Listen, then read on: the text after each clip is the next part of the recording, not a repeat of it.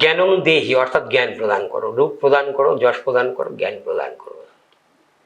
এবার প্রসঙ্গটা আছে যে চণ্ডী লুপ্ত হয়ে গিয়েছে, এই চণ্ডীকে রাবণ উদ্ধার করে, কারণ প্রকৃত যে বাসন্তী পূজা করেছিল ভগবান রাম, সেই পূজাটা কে করেছিল? রাবণ করেছিল।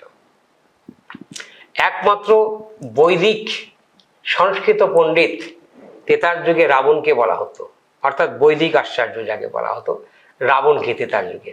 এবং এই বেদকে অধ্যয়ন করে, অর্থাৎ বেদকে বলা হয় নিগম, বেদকে বলা হয় নিগম শ্রুতি বেদান্ত ভাস্করম, নিগম শ্রুতি বেদান্ত ভাস্করম, অর্থাৎ আগম নিগম বেদান্ত শ্রুতি ভাস্করম।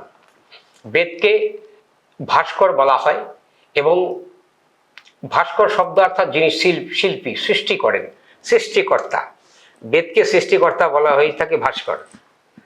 অর্থাৎ আমরা বর্তমান যত পুজো করছি, চণ্ডী বলুন, কালী পূজা বলুন, দুর্গা পূজা বলুন, লক্ষ্মী পূজা বলুন, প্রত্যেকটা পূজাই হচ্ছে আমরা এই বৈদিক মন্ত্রে, অর্থাৎ বৈদিক মন্ত্র উচ্চারণে আমরা বেদের তথ্যের থেকে পূজা করে থাকি।